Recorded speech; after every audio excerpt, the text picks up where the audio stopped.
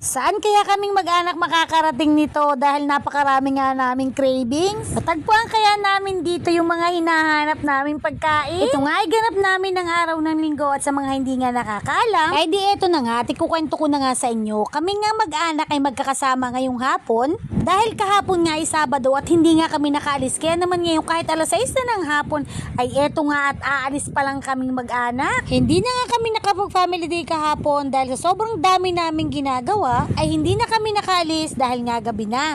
Kaya naman ngayong araw, bago kami magala at maghanap ng iba naman naming makakainan, ay napagdesisyon na namin munang dumaan nga dito sa bayan ng Sariaya. At di na nga ay bumabanda din si Baby K ng sasakyan at binibiro ko nga siya kasi dala-dala ba naman yung bag niyang koromi na wala namang ibang laban kung hindi diaper at tinapay.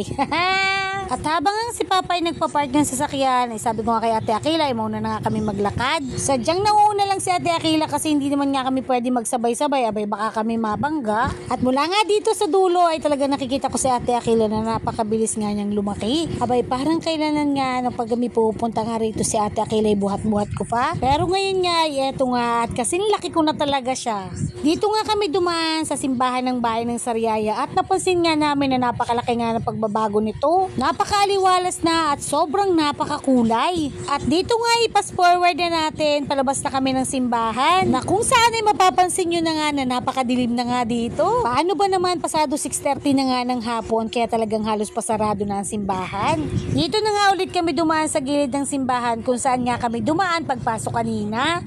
Nauna na nga si na Papa pero ito nga si Baby Kid hindi nga ako natiis kaya naman nga ito tumakbo at jalikan pa ako. Sobrang dami talagang nagbago, talaga naman sa sobrang tagal na rin siguro namin yang hindi nakakapagsimba. Pero bagaman hindi kami nakakapagsimba o nakakabisita sa tahanan ng Diyos, ay araw-araw naman namin siyang naaalala. At hindi rin namin nakakalimutan na magpasalamat sa Kanya araw-araw. Mula sa Sariaya, naglakbay nga kami hanggang makarating na nga kami dito sa bayan ng Lucena. Kakahanap nga namin kung saan naman nga kami pwedeng kumain na kung saan parang kakaiba naman ng experience. Si Papa nga doon ay talaga namang panay pa rin ng search kung saan nga kami pupunta. Hanggang sa din kami pinagpad at dinala ng aming mga paa sa Mercato Lucena. Wala man kaming nakuhang makakainang kakaiba pero dito sigurado na makakakain nga kami. Dahil maraming beses na nga kami pumunta rito, meron kaming binabalik-balikan dito na napakasarap na dumplings. Hala, meron na! Hala, may bago. Ano to? Ano to?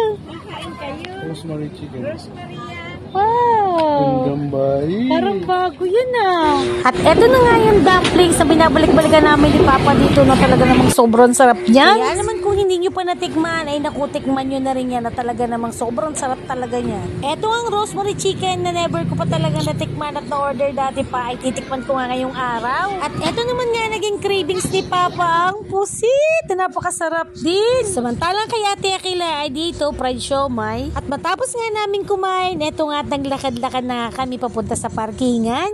Dahil kami nga uuwi na at gabi na habang may pasok pa bukas. Kaya naman hanggang dito na lang muna ang buhay ganap namin ngayong araw. Paalam!